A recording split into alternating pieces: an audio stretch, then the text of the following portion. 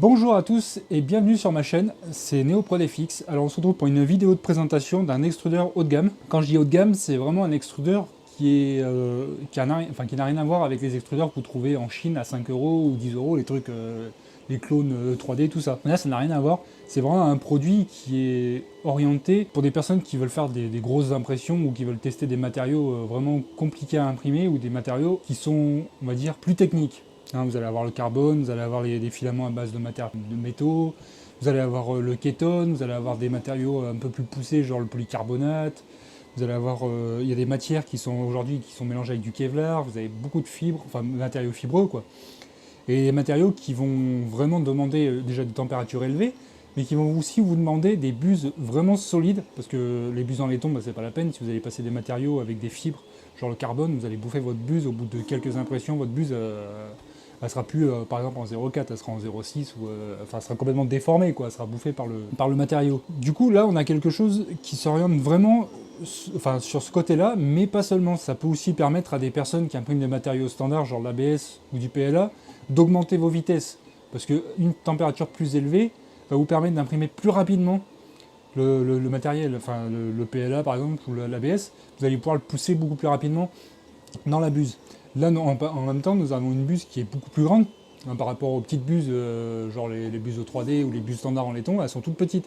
Ce qui fait que quand elles chauffent, vu qu'elles sont pas très grandes, le filament, quand il va se pousser dedans, si on le pousse trop vite, il n'aura pas le temps de fondre dans la buse, et du coup, bah, ça va boucher, et ça va claquer au niveau de l'extrudeur, et en fait, là, c'est que votre matériau n'arrive pas à fondre assez vite. Alors que sur des buses qui seront beaucoup plus grosses, de toute façon, je vais vous montrer la buse à quoi elle ressemble, après on va faire un déballage.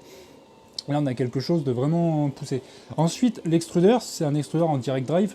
Vous pouvez le passer en Bowden, mais le principe du direct drive, en fait, c'est que vous allez avoir un filament qui va mettre moins de temps à arriver au niveau de la buse, qui va vous permettre d'avoir des mouvements, enfin des rétractations ou même des poussées de filament beaucoup plus fiables.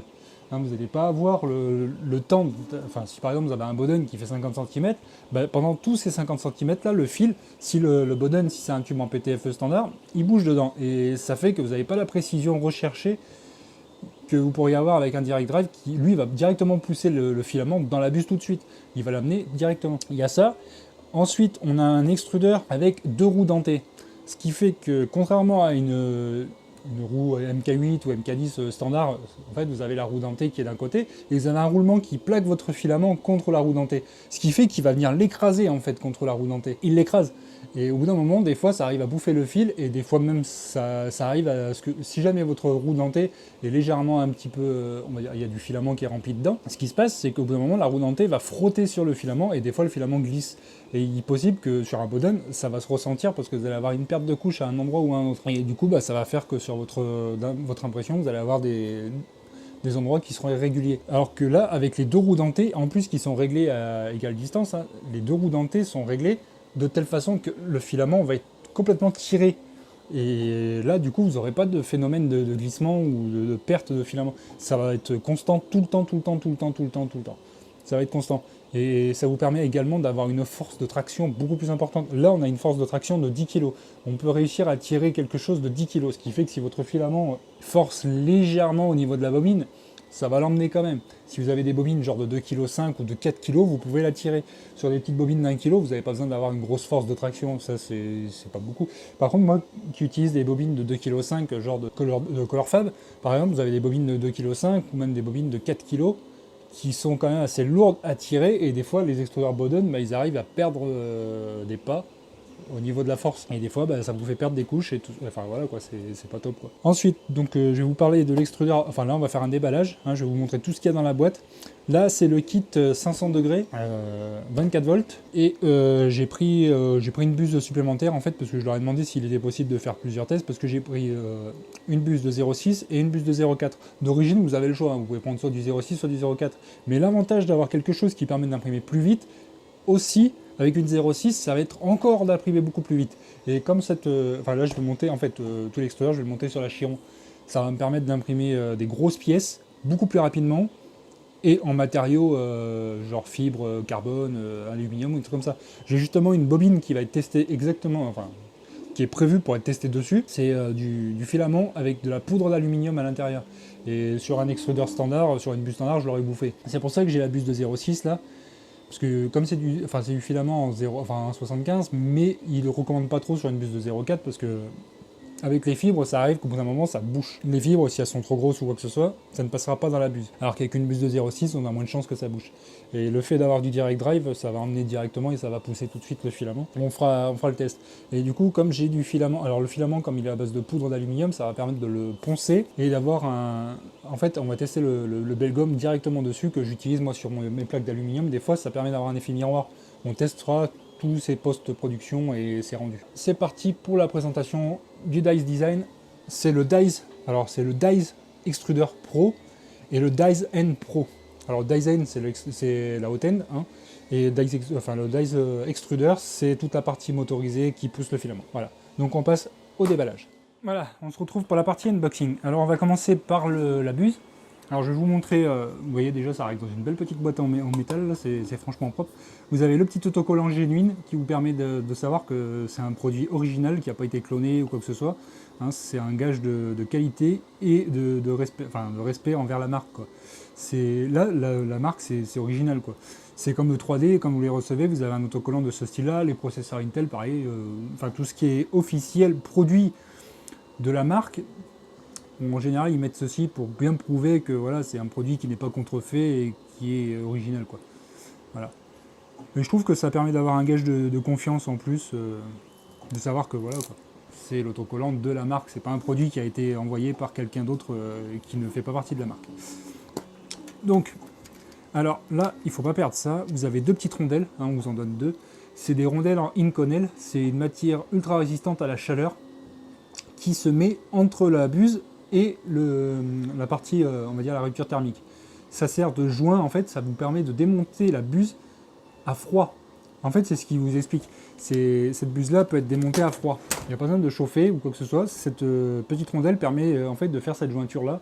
Parce que si vous montez à froid, par exemple, les buses en laiton, déjà vous allez bousiller le filetage, parce que comme c'est du laiton, ça va s'embarquer. Ça va faire que entre la buse et la partie rupture thermique, vous n'aurez pas de jointure, contrairement à cette petite partie avec la rondelle là. Ensuite, vous allez voir, alors je vais vous montrer la buse de près, vous allez voir que c'est quand même quelque chose d'assez conséquent. Vous allez voir que c'est pas une buse... Ah oui, voilà, vous voyez le morceau, c'est quand même une sacrée buse. Et là, c'est une buse de 0,4. Hein. Je vais vous la comparer par rapport à une 3D. Vous voyez la différence de taille. Vous avez quelque chose de vraiment qui n'a rien à voir. Alors vous allez me demander, je vous l'ai expliqué dans la première partie, vous allez me demander à quoi ça sert d'avoir une buse aussi grosse. Justement, plus la buse va être grosse et plus va être chauffée, plus votre filament va va fondre rapidement. Là, j'ai pas un bout de filament. En fait, votre filament, quand il va rentrer dans la buse, il va chauffer, dès qu'il va toucher le corps chaud, il va commencer à fondre.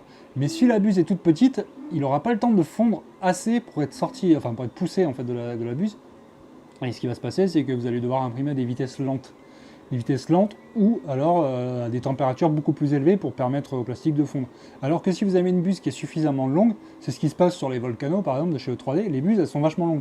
Ce qui fait que le plastique il a le temps de vraiment fondre dès le départ, ça vous permet d'avoir un plastique qui est fondu dès qu'il arrive en sortie de buse et vous allez avoir des vitesses beaucoup plus élevées. Hein, vous allez avoir un rapport de vitesse, genre je sais pas, moi, par exemple sur du PLA vous allez chauffer à... Je vous prends un exemple, mais ça n'a rien à voir. Vous chauffez à 205 degrés, par exemple, vous allez imprimer à 50 mm par seconde. Vous allez chauffer à 220, vous allez pouvoir pousser à 65, 70, ainsi de suite, jusqu'à 230, 240. Alors en gros, plus vous allez chauffer, plus vous allez pousser. Mais une buse plus grande, ça va permettre de diminuer ces températures-là et de pousser quand même plus rapidement. Parce qu'il n'aura pas le temps de fondre de la même façon sur une toute petite buse à 210 qu'une grosse buse à 210. C'est aussi ce côté-là qui permet d'avoir quelque chose de plus intéressant. Et ensuite, alors, la buse, là, c'est du carbure de tungstène. C'est un matériau ultra résistant, hein, au niveau solidité, c'est quelque chose d'ultra dur, qui ne va pas s'user avec les matériaux, on va dire, abrasifs, genre tout ce qui est à base de filaments, de matière poudreuse métallique. Hein, vous allez avoir le bronze, vous allez avoir de l'aluminium, vous allez avoir du cuivre même, j'ai vu, il y a du bois, il y a le carbone. Vous allez aussi pouvoir sortir du kétone, vous allez pouvoir sortir du polycarbonate, vous allez pouvoir sortir des matériaux à base de Kevlar, vous avez encore d'autres matériaux qui sont beaucoup plus techniques.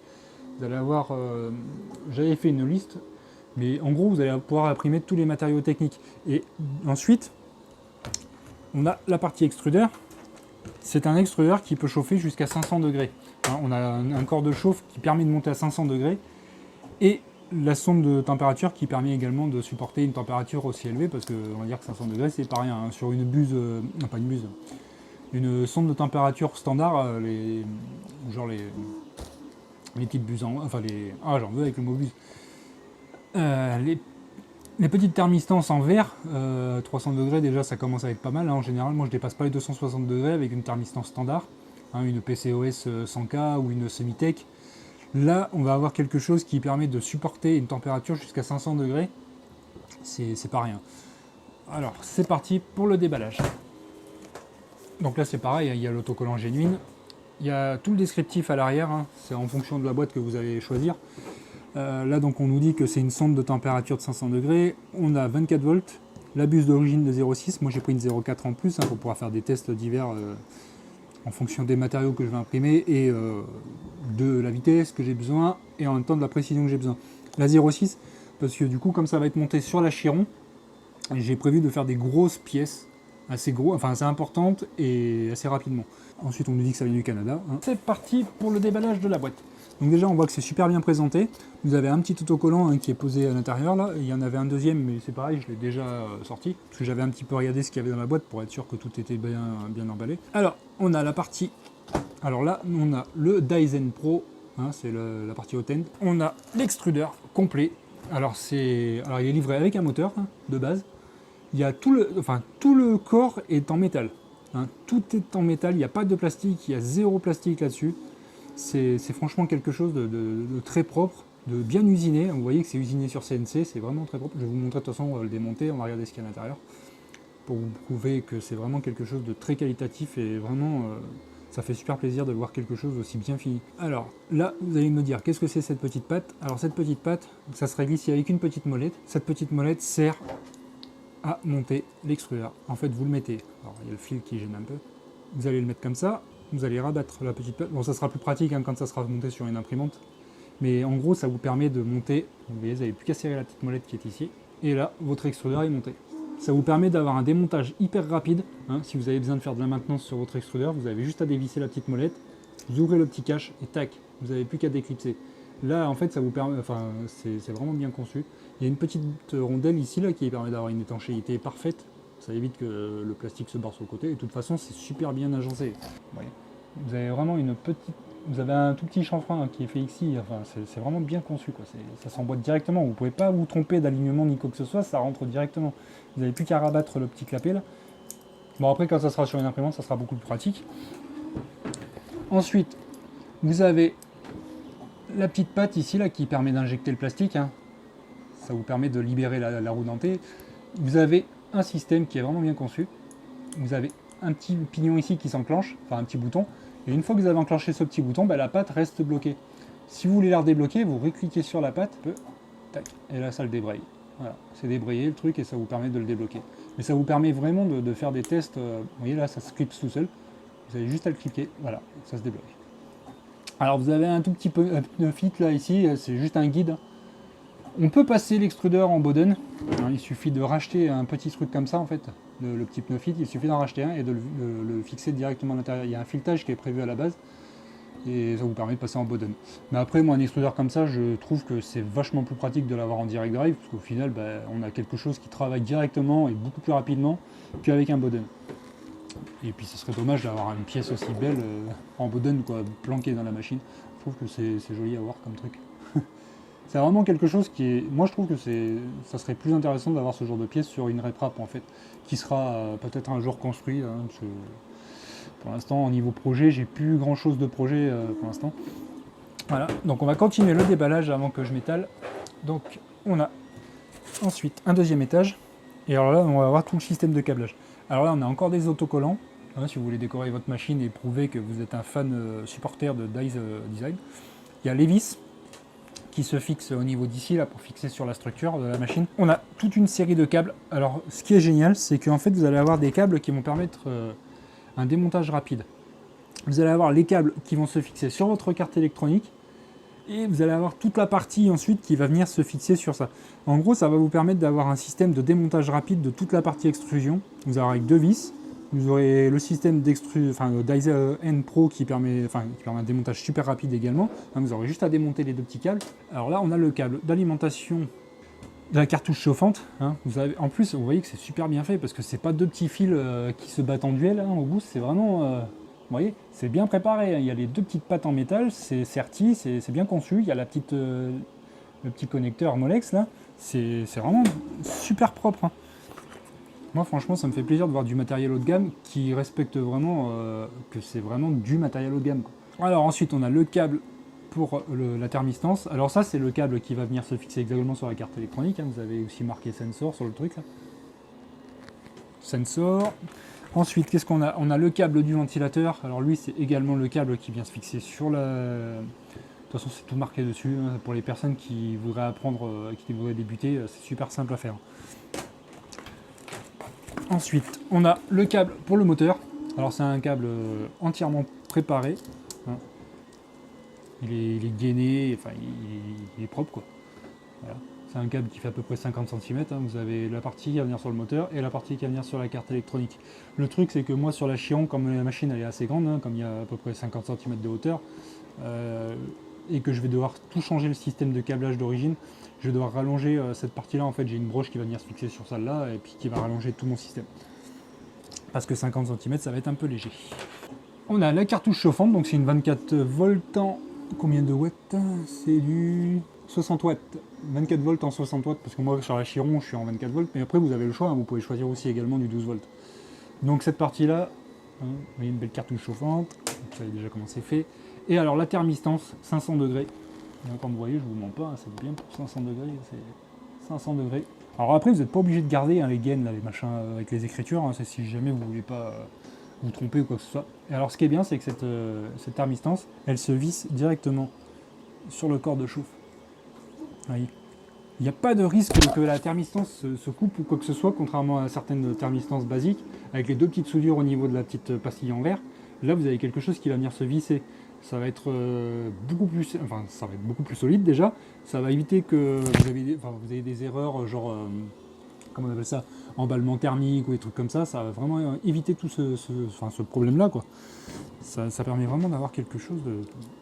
Moi, je suis vraiment content de voir des pièces aussi qualitatives, quoi. Après, vous avez juste à préparer votre système, vous allez mettre des colliers, et puis voilà, vous avez quelque chose de très propre.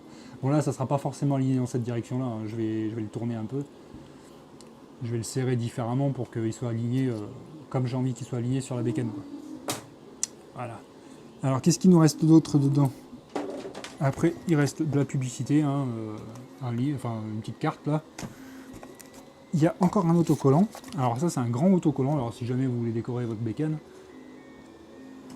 vous avez une petite clé Allen pour démonter toute la bécane, pour démonter tout le... Là, en fait, cette clé Allen permet de tout démonter, normalement. Ouais, elle permet de tout démonter. En une seule clé, vous pouvez démonter toute la structure de l'extrudeur. Et ensuite, vous avez une notice d'instruction de sécurité, un risque de brûlure, bah ouais, à 500 degrés. Et c'est pareil, comme c'est un extrudeur qui risque de chauffer à plus de 500 degrés, je vous déconseille de le monter sur une structure en plastique. Si jamais vous préparez une répap, essayez d'éloigner le plus possible cette partie-là de la partie qui va le tenir. Parce que si jamais vous avez une pièce en plastique qui est juste à côté, 500 degrés, ça risque de pas mal fondre sur le côté et ça risque de faire des incendies ou quoi que ce soit. Après, risque de décharge électrique, bah ouais, ça conduit un petit peu d'électricité quand même. Risque de fumée, de vapeur dangereuse, bah c'est du plastique. Et surtout les matériaux qui vont chauffer à des températures assez élevées risquent de faire de la vapeur qui pourrait faire des particules assez dangereuses. Risque de coupure, tout ça, ouais, pour ça il faut faire attention, parce que comme c'est des matériaux en métal, il faut faire attention. En gros, ouais, c'est attention, quoi. Voilà tout ce qu'il y avait dans la boîte, il n'y a plus rien dans la boîte. On a donc tous les câbles qui vous permettent de faire un montage propre. Moi, le montage sera fait sur la Chiron, comme je vous avais dit. Donc on a quelque chose de vraiment nickel, quoi. C'est... En plus de la deuxième buse, on a quelque chose de vraiment... C'est qualitatif, ça me plaît, c'est propre. C'est pas un extrudeur chinois qui va arriver complètement à l'arrache. Alors, ensuite, qu'est-ce qui fait l'atout aussi de cette petite pièce? C'est le facteur de forme. On a quelque chose de vraiment très petit. Si vous jamais vous voulez passer en Bowden, vous allez avoir juste cette petite pièce sur la partie extrusion et c'est vraiment super quoi, c'est vraiment petit. Si vous voulez comparer avec une 3D par exemple, là c'est une 3D V6 originale, vous allez voir que la différence de taille, ça n'a rien à voir. Vous voyez que là, on a vraiment quelque chose de tout petit. Le corps de chauffe est tout petit, c'est super quoi. Enfin, on va parler de tout ce qui est... Alors déjà, je vais faire une petite coupure. On va passer sur la partie technique de l'extrudeur. Voilà, on se retrouve avec la hautaine démontée. Ce que j'ai fait, c'est que je l'ai démonté à l'avance avant de vous montrer, comme ça vous pouvez voir un petit peu tout ce qu'il y a comme composants. On a la partie refroidissement avec les ailettes qui est en aluminium. On a la petite rondelle là, qui se... De toute façon, je vais vous montrer, on va le remonter ensemble. On a le bloc de chauffe qui est en acier. Il y a une petite vis ici qui permet également de serrer la cartouche chauffante. Je ne l'ai pas démonté, je l'ai laissé dessus, ça évitera casse-balade. On a le ventilateur qui est monté avec un petit coussin en caoutchouc qui permet d'éviter les vibrations et ainsi d'éviter le bruit également, si jamais le ventilateur se met à faire un peu de bruit. Ça permet d'avoir quelque chose de silencieux. Ensuite, on a la rupture thermique. Alors ici, vous allez la voir un tout petit peu. Donc la rupture thermique qui est en titane revêtue avec de la céramique. Alors en fait, tout le corps de la rupture thermique est en titane et il est revêtu de céramique. Pourquoi? Pour lui permettre d'avoir un glissement parfait, c'est-à-dire qu'en gros, à l'intérieur, votre fil, quand il va passer à l'intérieur, ça va lui permettre d'avoir une rétraction qui va être souple. Comme quand vous êtes dans du PTFE Capricorne, vous allez avoir un filament qui va glisser, qui va pas avoir d'accroche ou de résistance, contrairement à un tube en acier ou en aluminium, quoi. Ensuite, on a cette petite pièce-là. Alors cette petite pièce-là se met à l'intérieur de... Vous allez avoir ce petit guide là qui va se mettre dedans. On a ça. Ensuite, on a la buse avec la petite bague. Voilà. Donc là, vous voyez comment c'est composé en fait. Vous avez la petite rondelle qui se met entre. La petite rondelle qui est là. Et en gros, c'est fait comme ça. Et pour le remonter, c'est pas bien compliqué en fait. Vous avez la petite vis qui est ici qui va venir serrer.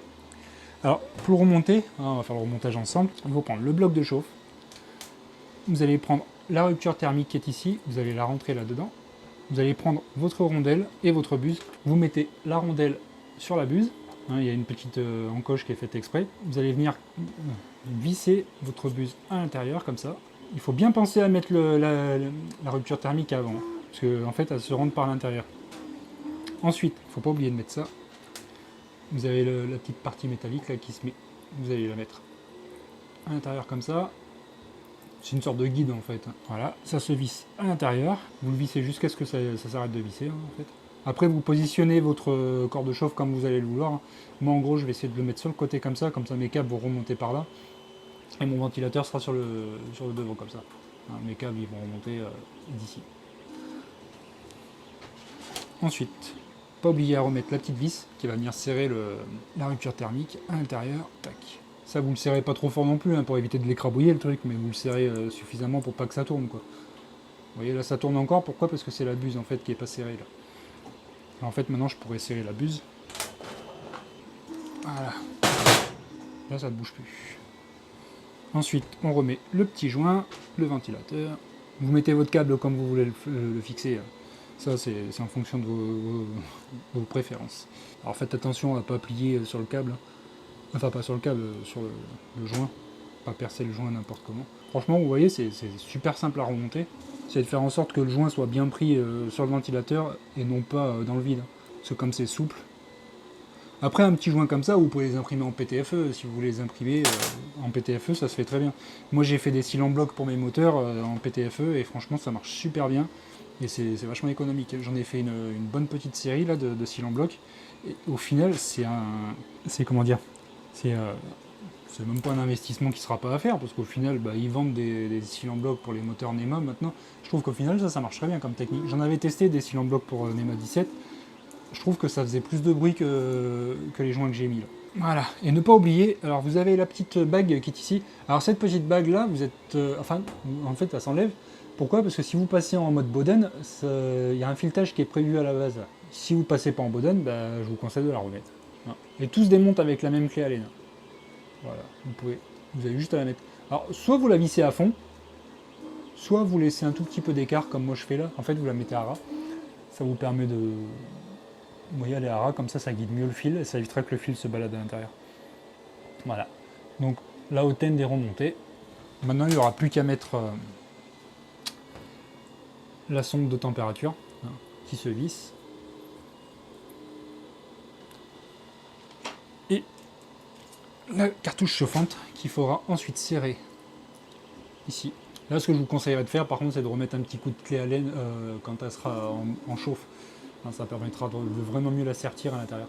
D'ailleurs, il faudra peut-être même la faire tourner un tout petit peu, parce que les deux fils, comme ils sont alignés, faire en sorte que vos fils soient dans le sens où vous voulez qu'ils se plient, pour éviter de les abîmer, parce que des fils qui se plient au bout d'un certain temps, bah, ça va les couper, quoi. Nickel. Il n'y aura plus qu'à mettre un collier là pour fixer les 3 fils ensemble. Voilà. Nickel comme ça.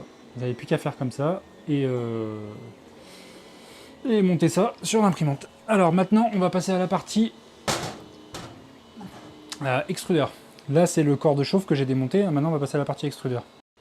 Alors, on va démonter la partie extrudeur. Alors, ce que je vais faire, c'est que je vais le démonter en temps réel avec vous. Alors, on va regarder ce qu'il y a dedans. Vous avez une petite vis qui se trouve ici.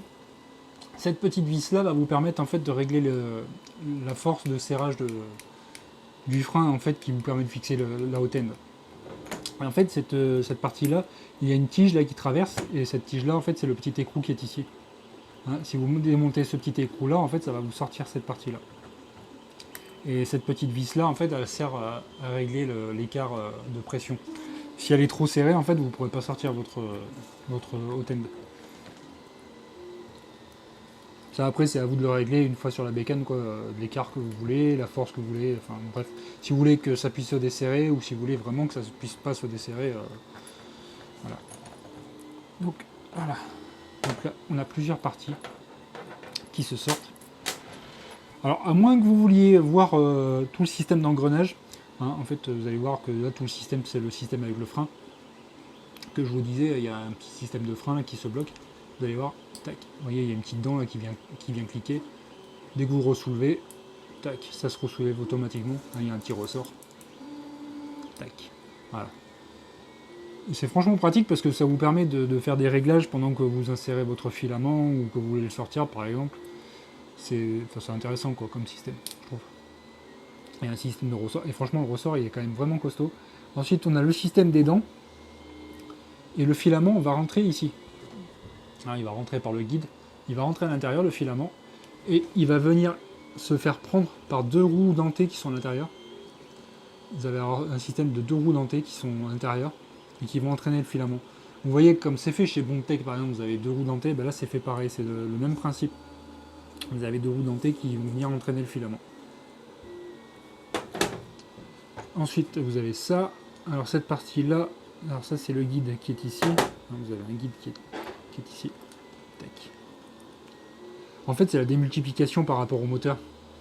Ça permet d'augmenter la force du moteur. Vous avez le petit pignon du moteur qui va venir entraîner le gros pignon qui est ici, qui ensuite va venir entraîner le petit pignon qui est ici, qui va venir entraîner le gros pignon qui est ici, qui va redémultiplier pour avoir la force maximum sur les dents.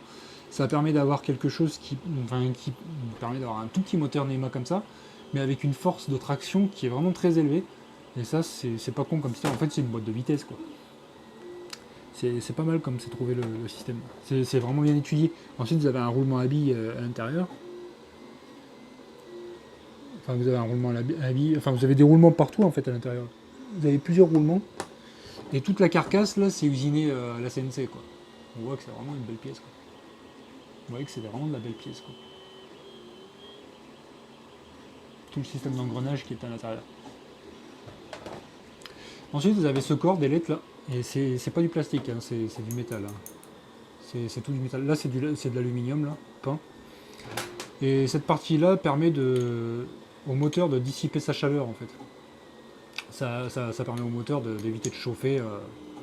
Parce qu'un petit moteur comme ça, s'il force énormément, il va chauffer. C'est ce que j'avais comme problème sur l'aéro. Chez E3D, vous avez l'aéro qui existe comme ça, là.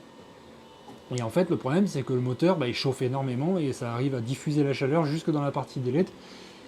Et au final, ça ne sert à rien. Donc là, on verra si le moteur chauffe énormément ou pas, ou si ça diffuse bien la chaleur. Donc là, c'est pas compliqué, hein, pour le remonter, vous remettez la petite roue qui est ici. Vous la remettez dans le logement qui est ici. Bon, de toute façon, vous pouvez même faire l'inverse. Hein. Vous pouvez fixer comme ça. On va le remettre comme c'était, comme ça. Voilà. Faire bien attention que les roues sont bien alignées. Ensuite, on va le remettre comme ça. Tac. Et ensuite, bah, ça c'est en fonction du sens du moteur que vous voulez mettre là. Le moteur, vous le mettez dans le sens que vous voulez. Alors, il faut bien qu'il se clipse. Là, tac. C'est par rapport au pignon là. Par contre, j'ai ça qui me gêne. Tac. Il faut que la roue dentée s'aligne bien en face. Tac, voilà, là on est aligné. Alors si vous voulez le câble par le dessus, vous mettez par le dessus. Si vous voulez mettre le câble sur le côté, c'est vous qui voyez après en fonction de ce que vous voulez faire, quoi. Voilà. Moi je vais le laisser par le dessus parce que je vais avoir une gaine qui va arriver par le dessus, qui va prendre tous mes câbles, tous mes connecteurs. Voilà. Donc vous avez pu voir que c'est vraiment tout simple. Enfin c'est simple. C'est assez complexe comme construction au final parce que c'est quelque chose qui est complet. Donc là c'est comme je vous disais. Vous voyez, vous avez la roue qui est, enfin la petite vis qui est là. Là, ce que je vous conseille de faire, c'est de la serrer un tout petit peu. Pour que quand vous serriez à la main, après, il ne vous reste pas beaucoup de marge de serrage. Pour que ça le prenne tout de suite. Ah oui, là, on va tourner ça maintenant. Voilà. On a le Dies Extruder Pro intégralement monté. Bon, alors on se retrouve pour la partie réglage sur le logiciel. Alors dans un premier temps, on va faire les réglages sur le logiciel. Je vais vous montrer un petit peu tout ce que j'ai modifié via Arduino pour régler le Marlin. Je pars du principe que là, en fait, l'extrudeur, vous l'avez monté sur la bécane, vous avez câblé la thermistance, vous avez câblé la cartouche chauffante, vous avez fait votre petite tambouille pour le placer sur votre bécane. Mais après, de toute façon, je vous reprendrai directement sur la bécane pour vous montrer un petit peu comment j'ai placé tout ça et les réglages que j'ai fait au niveau des steppers. Parce qu'il va falloir régler les steppers également. Il va falloir régler le stepper de l'extrudeur en fonction du moteur. Parce qu'il va vous demander une quantité d'énergie différente par rapport à celui que vous aviez là avant, quoi. Il est possible que vous deviez baisser le voltage ou l'augmenter en fonction de ce qu'il va vous demander. Si votre moteur chauffe trop ou pas assez, enfin s'il pousse pas assez bien le filament ou quoi que ce soit. On va en reparler après. Là pour l'instant on va passer sur la partie réglage via Arduino. Donc moi j'utilise un Marlin que j'ai placé sur la Chiron. En fait la carte mère sur la Chiron à la base d'habitude elle est bloquée.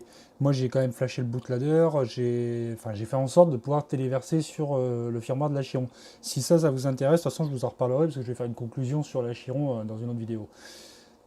Voilà, donc on se retrouve sur Arduino. Alors là, donc vous pouvez voir, je suis dans configuration.h. Il n'y a pas beaucoup de choses à modifier de toute façon, puisqu'on place juste un extrudeur complet.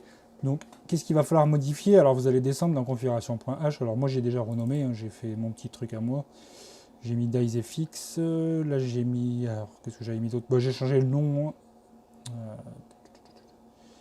Là, j'ai mis ça. Qu'est-ce que j'ai mis d'autre?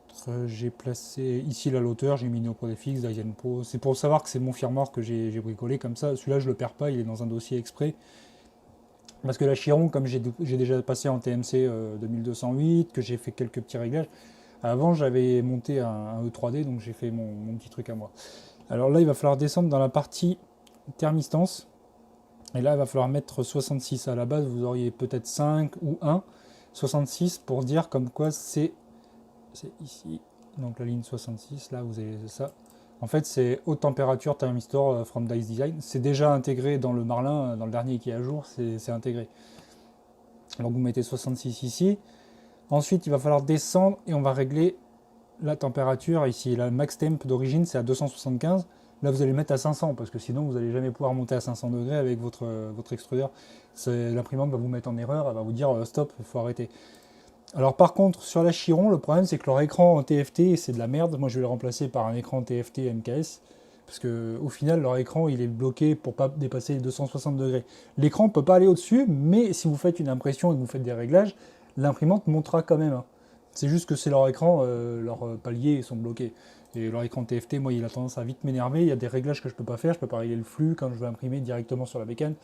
Je peux pas régler le flux de filaments et tout ça. Je suis obligé de le faire directement via mon logiciel de tranchage. Leur écran est assez vite limité. On ne peut pas faire des extrusions avec telle ou telle vitesse. Enfin, en gros, leur écran, il est bien juste pour le leveling, mais après, pour le reste, franchement, il est à chier. Je vous conseille de repasser sur un écran MKS ou même un écran basique, un écran LCD tout simple. C'est très bien. Alors ensuite, une fois que vous avez réglé ça, vous descendez, vous allez encore devoir régler... Alors le PID, je vous en reparle juste après.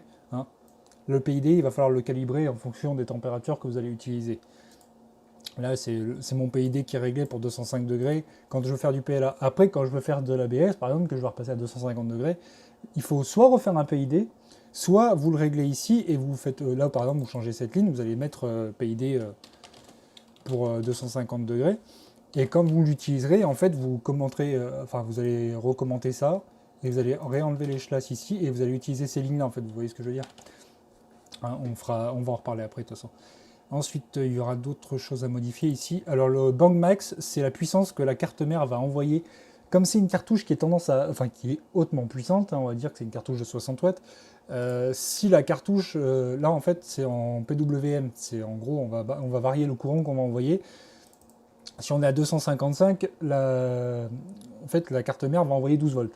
Si on est à 200, elle va envoyer par exemple 9 volts. Ça va envoyer un peu moins de courant, ce qui fait que la cartouche va chauffer moins vite. Parce que si vous faites par exemple du PLA à 205 degrés et que la cartouche elle envoie 12 volts plein pot, il est possible qu'en arrivant à 205 degrés, eh bien, ça va continuer à chauffer un tout petit peu vu que ça va envoyer pas mal d'un coup. Et c'est pour ça qu'on règle le PID à la base. C'est pour que justement l'imprimante, enfin la carte mère sache que par exemple, là on va pas tarder à arriver à 205, je peux couper maintenant, parce que comme ça la cartouche va continuer à chauffer par rapport à son comportement. Ça va permettre par exemple de stabiliser, on va pas dépasser les 207 degrés, et à 207 en fait ça va commencer à rechuter. Et si ça rechute, que par exemple ça descend à 195, on va savoir qu'on va devoir réinjecter du courant. Et en fait c'est ça le PID, en fait ça va réinjecter du courant plus ou moins pendant un laps de temps, en se disant, tiens, si j'envoie 12 volts pendant 3 secondes, ça va faire chauffer à 205 et ça va rester stable. Voilà, c'est ça le PID en fait, ça sert à ça. Parce que si votre PID n'est pas réglé, et que par exemple vous avez besoin de 205 degrés et que votre PID est beaucoup trop haut, on va envoyer du courant et ça va charger à fond. Et il est possible que des fois ça monte jusqu'à carrément 210 degrés, 220, et après ça va commencer à redescendre. Mais à ce moment-là, le problème c'est qu'il y a certains plastiques qui vont très mal réagir et qui par exemple peuvent faire un bourrage. Donc ça sert à ça de régler le PID. Ensuite, on va avoir autre chose à régler, ça va être... Ah oui, si, j'ai pas fini. Je vous disais donc là, le Big Bang, enfin le Bang Max, ça vous pouvez le régler en fonction de ce que vous allez avoir, parce que les cartouches chauffantes, c'est pareil, elles sont pas toutes identiques. Vous allez avoir ici le PID Functional Range. Alors là, c'est justement ce que je vous disais. Vous allez avoir une température cible, 205 degrés. Si jamais ça arrive à 210, 215, ben, ça, d'origine, je crois que c'est réglé à 20, parce que moi je l'ai déjà modifié. Et si c'est réglé à 20 et que par exemple ça dépasse la température justement que vous avez ciblée de 20 degrés, ça va créer une erreur. Alors si vous mettez 40, pendant la phase de réglage, hein, vous allez pouvoir avoir une valeur qui va varier plus ou moins jusqu'à 40 degrés. Si ça dépasse les 40 degrés, ça va merder. C'est pour ça que là, le PID Functional Range, c'est à vous de voir en fait si vous allez lui demander 205 degrés et que ça arrive à 240. Vous savez que déjà il vous faut 35 degrés de plus dans la marge. Voilà. Donc il y a ça. Ensuite, qu'est-ce qu'il va y avoir d'autre? Alors il va y avoir le pas par millimètre qu'il va falloir régler ici. Donc 582. Alors ça c'est pareil, c'est à vous de le calibrer. Vous allez dire à votre extrudeur d'injecter 10 mm, enfin 10 cm. Vous allez faire un petit point au crayon. Par exemple 11 cm, comme ça vous savez qu'il vous restera 1 cm normalement à partir du moment où ça va injecter dans l'extrudeur. Ça va injecter dans l'extrudeur. S'il vous reste bien les 1 cm, votre pas, moi j'ai mis 582. Après ça c'est à vous de l'étaler. 582 vous pouvez vous en servir de base. Si jamais 582 il injecte plus de 1 cm, c'est à vous de voir combien il vous reste. Il vous reste par exemple 8, ben, en gros il va pouvoir faire un produit en croix, quoi. C'est un truc de base, quoi. Hein, vous allez utiliser le 582, faire le produit en croix, et il va vous dire par exemple qu'il vous faut 575 par exemple en résultat. Hein, ça c'est à vous de voir après. Si vous voulez la formule, je vous la mettrai dans la description de la vidéo. Moi après j'ai réglé que ça. Si je dis pas de bêtises, non, il y avait autre chose que j'avais réglé, c'est l'offset. Parce que l'extrudeur, moi, il va prendre plus ou moins de place sur la bécane. Si jamais il est plus haut ou plus bas sur la chiron, là, en fait, on avait un offset de Z à moins 14. Pourquoi? Parce que quand il fait un palpage à 0 sur le Z home, l'extrudeur, il est plus haut. Ce qui fait qu'en fait, sur la chiron, ben, il descend encore de moins 14 mm pour arriver en fait à 0. Et en fait, il descend en dessous du palpage. Alors que si jamais vous avez des capteurs, parce que là, c'est des capteurs optiques, ce qui fait que quand ça passe devant, ben, ça peut quand même descendre, ça ne clique pas sur le bouton.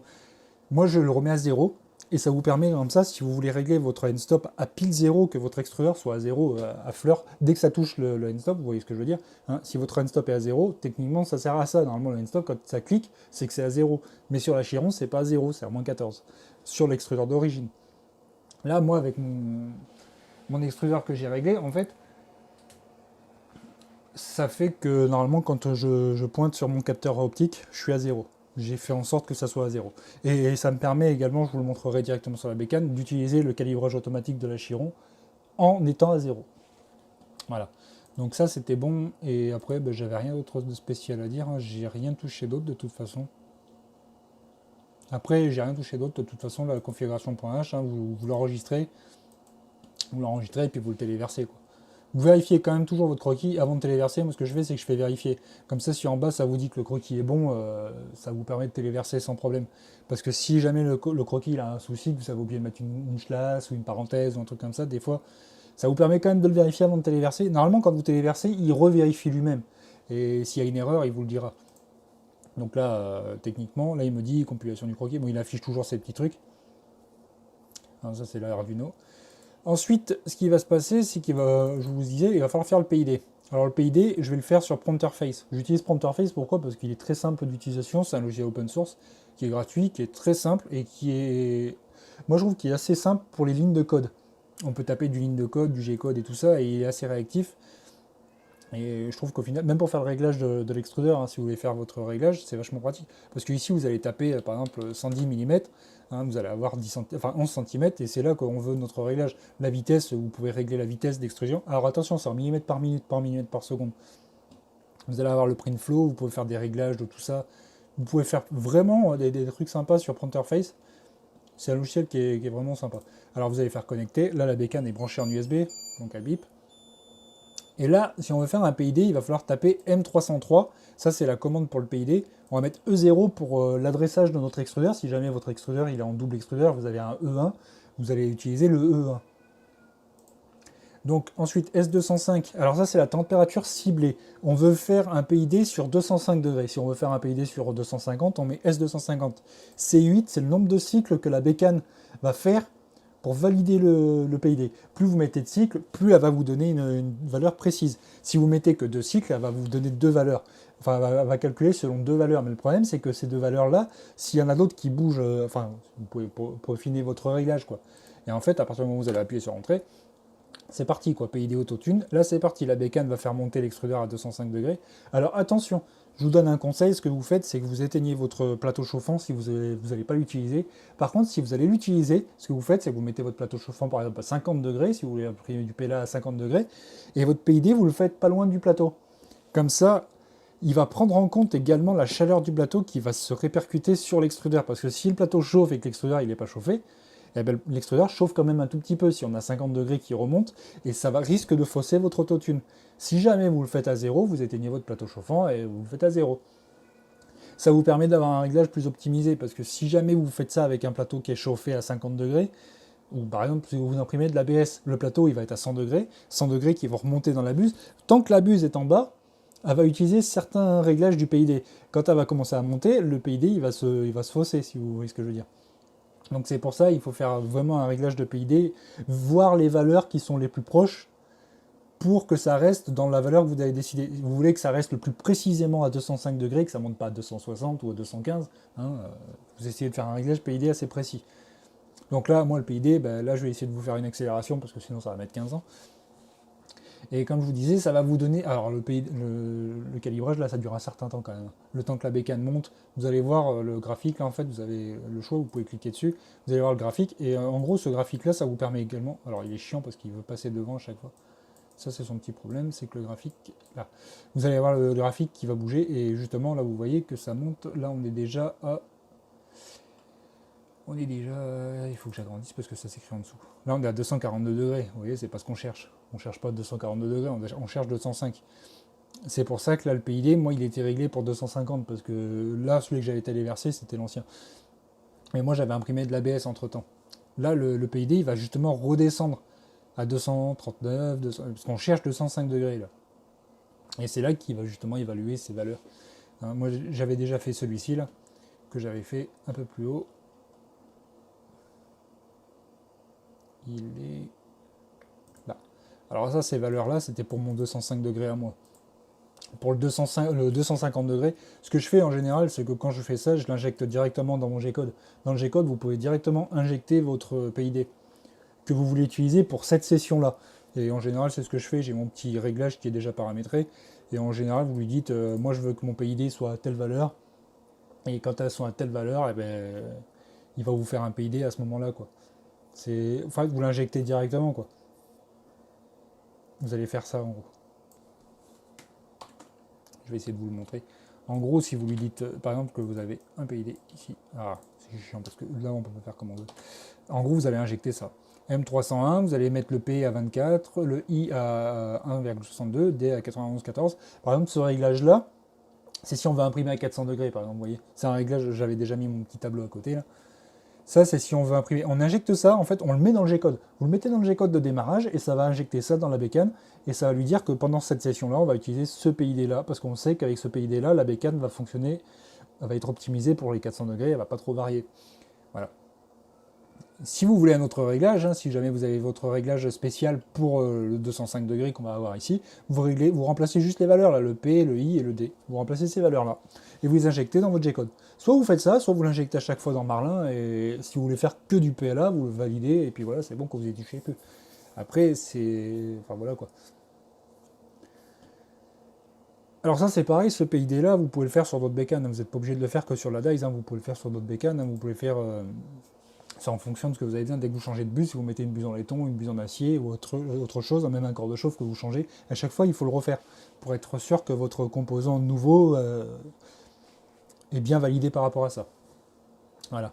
Donc je vous reprends directement à côté de la bécane. Alors voilà, on se retrouve à côté de la bécane. Donc ce que j'ai fait, en fait, ce que j'ai installé, j'ai tourné deux petites pièces en aluminium. Là, je les ai tournées sur le mini tour que j'avais. Ça m'a bien servi au final parce que j'ai pu faire des petites pièces propres. Alors, je vais essayer de vous les montrer sur la petite cam. Donc, vous pouvez voir, là, il y a les petites pièces en aluminium. Alors, c'est tout con, hein, c'est des petits tubes que j'avais récupérés. C'est des tubes de 10, si je dis pas de bêtises. Des tubes en aluminium, je les ai coupés et puis je les ai renettoyés propres sur la bécane. Alors ensuite, il n'y a pas grand chose de spécial à dire, hein. Vous pouvez voir que l'extrudeur c'est simple à monter, hein. Il y a juste deux vis à faire. Ce que j'ai fait, c'est que j'ai percé la plaque d'origine de la Chiron, comme ça m'a permis de l'aligner directement dessus. Ensuite, l'avantage c'est qu'avec mon système que j'ai fait, je peux utiliser, vous voyez, ça c'est le calibrage automatique de la Chiron qui se clipse directement sur l'aimant. J'ai juste à brancher derrière, j'ai récupéré la petite plaque là, hein, avec les connecteurs. Vous voyez, c'est tout con, hein. C'est vraiment simple ce que j'ai fait. Il n'y a rien de spécial à faire. Il y a juste à fixer ça directement dessus. Moi, ce que j'ai fait, c'est que j'ai coupé les câbles et j'ai refait des petits connecteurs tout propres. Comme ça, je garde leur système à eux avec mon système à moi. Voilà, c'est tout simple. Donc là, moi, il était en train de faire le PID. Bon, là, je l'ai arrêté là-bas. Il l'a validé normalement de toute façon. Je vais vous prendre pour la partie conclusion. Voilà, on se retrouve pour la partie conclusion de l'extrudeur DICE Pro. Alors, qu'est-ce que je vais en penser de cet extrudeur? C'est pas compliqué. C'est pour moi un produit qui est vraiment parfait. Alors on va dire qu'il est vraiment efficace à tous les points de vue, en fait, que ce soit au niveau des vitesses d'impression que j'ai pu augmenter. Au niveau acceptation de divers filaments, franchement, c'est là où on va dire que par exemple un E3D pourrait bourrer sur certains filaments, pourrait bloquer sur certains autres filaments. Un extrudeur chinois, MK8 et autres, style celui de la Ender, celui de la Gitek, tout ça. Là, c'est pas compliqué, cet extrudeur, il mange tout. Il mange tout, il n'y a pas de souci. J'ai testé divers filaments, j'ai passé en tout, alors j'ai passé 1, 2, 3, 4, j'ai passé 5 kilos de filaments en tout, divers. J'ai passé un peu plus de 5 kilos parce que j'ai aussi testé le filament aluminium, mais lui je vais vous le présenter dans une autre vidéo. En fait, toutes les pièces que vous voyez sur le plateau là, ça ce sont les pièces qui ont été imprimées avec le filament poudre d'aluminium. Mais je vais vous le présenter parce que c'est un filament qui est vraiment très spécial, qui est compliqué à imprimer. Il m'a donné pas mal de fil à retordre, j'ai fait pas mal d'essais, j'ai eu pas mal de ratages et tout ça, mais ça venait pas de l'extrudeur, ça venait de mes réglages, parce qu'en fait c'est un filament tellement qu'il y a de la poudre dedans, si on n'a pas les bons réglages, la poudre va se bloquer, va bourrer, et en fait c'est pas le filament, la matière plastique en elle-même qui est mixée, qui va se bloquer, c'est la poudre qui va faire un bouchon. Et ça vient du fait qu'en fait il faut réduire vachement le flux et tout ça, enfin je vais vous en reparler dans une autre vidéo. Mais derrière on peut voir que par contre c'est un filament qui est super. Là je sais pas si vous verrez bien le rendu métallique à la caméra. En fait ce que j'ai fait, là ce côté là il est neutre. Il n'est pas poncé ni rien. Et ce côté là en fait c'est le côté où j'ai fait un petit coup de ponçage. En fait, j'ai mis un peu de papier vert. Et du coup, bah, ça donne vraiment un rendu métallique. C'est vraiment lisse. Hein. C'est vraiment lisse. J'ai fait ça, j'ai fait... Alors ça, c'était des petits tests que j'ai fait. Vous voyez, il n'y a pas de fond, hein, c'est juste des espèces de petits vases. Enfin, des morceaux de vase, en fait. J'avais fait ça, là, en fait. Je sais pas si ça va faire l'autofocus dessus. J'ai fait ça, j'ai imprimé ça. Alors ça, c'est pareil, c'est juste un truc sans fond. En fait, ça, c'était des impressions en mode vase, mais j'avais pas mis de fond parce que j'ai voulu faire des tests de... En fait, la première couche, j'avais pas de soucis. Et j'ai voulu faire des tests, voir si les parois étaient capables d'être imprimées. Ce qui se passe, c'est que comme c'est des matériaux avec de la poudre, il y a des endroits où ça fait des trous. Et c'est pas un manque de plastique, c'est juste que les moments où ça passe sur la poudre, il y a des endroits dans le filament où il doit y avoir plus de poudre que d'autres, et il y a des manques. Et ça fait ça sur toutes les pièces. Il y a des endroits, ça fait des petites crevasses. Et au final, ça fait un effet sympa, ça fait un espèce d'effet vieilli. Et j'avais vu sur des pièces en bronze qui faisaient à peu près le même rendu, ça faisait des petits trous comme ça. Alors il y a ça, il y avait ça, alors ça c'était des fonds. Au final ça me servira de bac pour mettre mes vis. Ensuite, le gros du gros, alors j'ai imprimé tout ça. Alors ça a été imprimé entièrement avec cette machine. Ça a été entièrement imprimé avec le dies. Alors il y a du PLA. Alors le gris, le orange c'est du PLA. Enfin le orange clair. Le orange foncé c'est de l'ABS, celui que vous voyez ici, c'est de l'ABS. Alors c'est de l'ABS de chez 3D Online. En fait tout le filament là c'est 3D Online, hein. L'ABS, le PLA c'est tout de chez eux. Vous pouvez voir qu'il y a un roulement qui est monté, là c'est un Lazy Susan. Ça c'est la partie motorisation interne de BB8. La pièce qui est dessous, qui est ici, ça c'est du filament fibre de carbone. Alors là, il est un petit peu poncé, hein. J'ai poncé un petit peu pour avoir un rendu lisse, pour voir ce que ça donnait. C'est de la fibre de carbone. Franchement, c'est sorti nickel. Franchement, il n'y a rien à redire sur la partie fibre carbone. C'est lisse, c'est une super matière. Je l'ai fait en fibre de carbone cette partie-là parce qu'en fait cette partie-là va être remplie avec de la poudre métallique plombée. Parce qu'en fait c'est le flywheel, hein, c'est le volant d'inertie. Le BB8, mais ça je vous en reparlerai dans les parties qui seront pour BB8. Ça n'a rien à voir. Je l'ai fait en fibre de carbone parce que je voulais qu'il soit solide et qu'il ait une certaine masse. Excusez-moi. Qu'il ait une certaine masse pour justement me permettre de moins remplir de poudre métallique. Enfin, c'est mon petit design à moi, c'est mon petit truc, ça. Ça, c'est pas mon design. Il y a certaines pièces qui sont pas mon design, il y en a d'autres que c'est moi qui ai créé. Parce qu'en fait, enfin, je vous en reparlerai dans la partie BB8. Comme je vous disais, donc le BB8 qui est derrière, là, toutes les pièces sont imprimées avec divers PLA. Alors la tête là, qui est ici, le blanc là, c'est du PETG de chez 3D Online. Enfin, le blanc là. Qu'est-ce qu'il y a d'autre? Là, ça c'est du PLA. Alors ça c'est du PLA 3D Online. Ça c'est du PLA doré de chez 3D Online. Le blanc là, alors le blanc et le gris qui est ici, c'est du PLA de chez Status 3D. C'est une entreprise qui est à Châteauroux. D'ailleurs, je remercie Fabrice de m'avoir donné des échantillons de filaments. C'est des bobines complètes que j'ai dû tester. D'ailleurs, je ferai une vidéo compte rendu sur le Status 3D. C'est du PLA Premium, qui est vraiment très sympa à imprimer aussi, hein, qui marche très bien. Et au final, comme je vous disais, donc le blanc et le gris qui est ici. Bon, le gris là, il est poncé. Le blanc là il n'est pas poncé, il est neutre, c'est sorti nickel. Alors cette pièce là c'est de l'ABS, pareil c'est de l'ABS de chez 3D Online. C'est le même ABS orange que l'autre que je vous ai montré tout à l'heure sur la pièce du corps. Alors ça c'est une pièce de droïde pareil et franchement, regardez-moi la qualité. Franchement, regardez-moi la qualité. C'est super propre. C'est de l'ABS, hein, il est même pas fissuré, il est nickel. Il est nickel. Il y a un trou là, c'est pareil. Ça a été imprimé comme ça debout.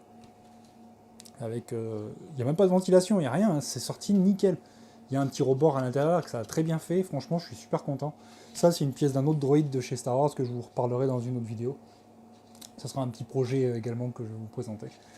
Donc franchement, le compte rendu du DICE, pour moi il est approuvé, c'est pas compliqué, il est approuvé. Le DICE Pro c'est super comme extrudeur.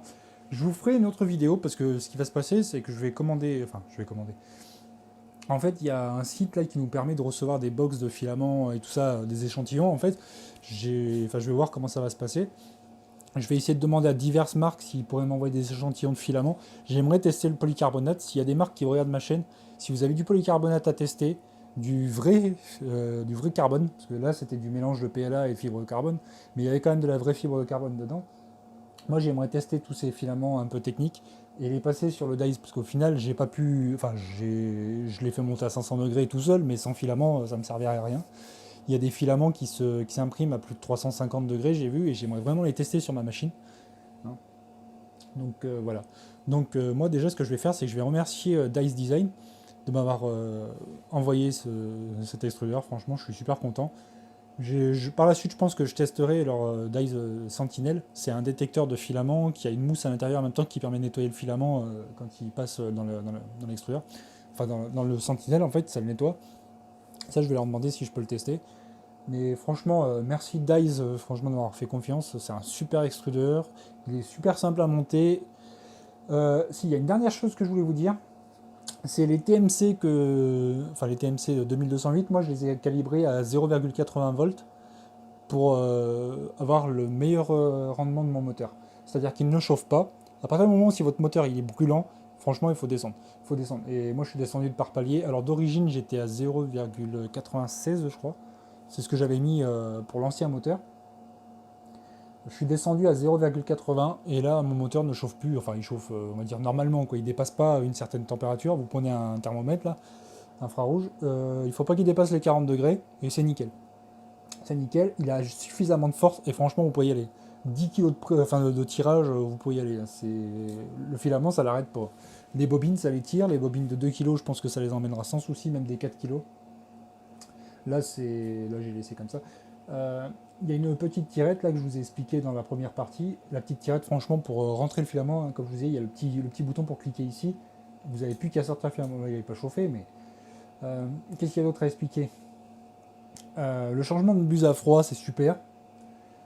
Qu'est-ce qu'il y a d'autre? Alors oui, comme vous montez la buse, vous avez la petite rondelle en Inconel. Ce que je vous conseille de faire, c'est de mettre une toute petite goutte de super glue pour que la rondelle en Inconel reste collée sur la buse. Mais vraiment une toute petite goutte pour pas boucher ou obstruer le trou.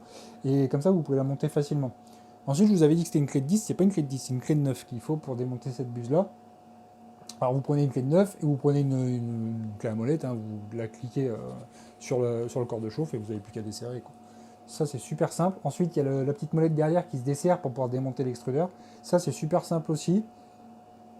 Franchement, j'ai rien d'autre à dire. C'est un super extrudeur. Pour les réglages des impressions, là je vous les mettrai dans la description. Bon, après, il n'y a rien de spécial à dire, hein, mes réglages c'est les mêmes tout le temps. J'imprime l'ABS à 30 mm par seconde à 250 degrés. En général, c'est 250 que je mets. Quand j'ai pas de caisson. Si j'avais un caisson, je pense que je pourrais descendre à 245 pour éviter les fissures. Mais là, je n'ai pas de fissures. Franchement, c'est sorti propre. Après, il fait bon dans la pièce et il fait bon dehors. Donc en ce moment, l'ABS se sort très bien. Le PLA, c'est pareil, je le sors à 210 degrés. Alors, ce qui est bien avec l'avantage d'avoir un extrudeur qui a assez de force, l'avantage c'est qu'on peut augmenter les vitesses. Du coup, l'ABS, je l'ai laissé à 30 parce que j'aime bien manipuler l'ABS à 30 mm par seconde. Mais par contre, le PLA, je le passe à 70 mm par seconde. Les cercles dorés sont sortis à 70 mm par seconde, c'est sorti nickel. Le PETG, pareil, je l'ai sorti à 45 mm par seconde, c'est sorti nickel, alors que d'habitude, sur un extrudeur de base, avec du PTFE à l'intérieur, je ne serais pas monté à plus de 30. Je reste à 30. Pourquoi? Parce que j'aime bien imprimer lentement et proprement. Je veux pas avoir des endroits où il y a des fissures et trucs comme ça, je veux que ça soit vraiment propre. Pour le PLA, hein, je vous dis 75 mm par seconde pour avoir des impressions rapides. Si vous voulez une impression de qualité, là on peut passer à 50, même 60, ça reste propre. Ça reste propre. J'ai pas mis de ventilation, parce que je suis en train de faire une petite patte là qui est toute simple. Je vais la monter, en fait c'est une toute petite patte qui va venir se fixer sur le corps comme ça. Cette petite patte là, je vais la monter pour mettre la ventilation. Mais la ventilation, je m'en sers vraiment que quand j'ai besoin de faire des pièces de détail. Ah oui, je vous ai pas dit, tout ça, c'est des pièces imprimées avec la buse de 0,6. La buse de 0,4, je m'en suis servi. Alors, j'ai pas fait grand chose en 0,4. En 0,4, j'ai fait ces pièces-là. Ces pièces-là sont faites en 0,4, parce que je l'avais mis au début pour tester. Et au final, je me suis dit, je vais passer à la 0,6. Et la 0,6 m'a fait ça. Ça, c'est de la 0,6. Vous pouvez voir la qualité qu'on peut obtenir avec une buse de 0,6. Et franchement, même les pièces en aluminium, ça c'est fait avec une buse de 0,6 parce que de toute façon la fibre aluminium, vous ne pouvez pas la passer sur le 0,4. Déjà qu'avec la 0,6 ça arrive à bourrer, il me faudrait limite une 0,8 pour pouvoir éviter que la poudre fasse un tas au fond. Alors pour la poudre d'aluminium, ça c'est imprimé à 30 mm par seconde avec un flux qui a été descendu à 75%. Je l'ai descendu à 75% parce qu'à 80 ça bourre et au-dessus c'est pas la peine, ça passe pas. Ça passe pas, ça me faisait juste un... En fait, ça me faisait la première couche et puis ça bouchait. Pourquoi? Parce qu'en fait, la poudre, dès qu'il y a créé un bouchon, bah, le filament remonte et dès qu'il arrive dans la partie froide, qui est en titane ici, ça refroidit direct et ça gonfle. C'est pas la peine. C'est pas du PTFE, c'est du titane. Et dès que ça touche une partie métallique, le PLA, parce que c'est du PLA avec de la poudre métallique. Mais dès que la poudre fait un bouchon, c'est pas la peine. Du coup, c'est pour ça, à 30 mm par seconde, ça laisse le temps à la poudre de se déposer tout doucement. Et pareil, la hauteur de couche, même en 0,6, là je suis passé, alors là j'étais en 0,25, parce que du coup, j'ai essayé 0,30, 0,35 et tout ça, et la poudre, elle bouche assez vite en fait. Il faut faire des fines couches. Mais par contre, ça vous donne vraiment un rendu super, quoi.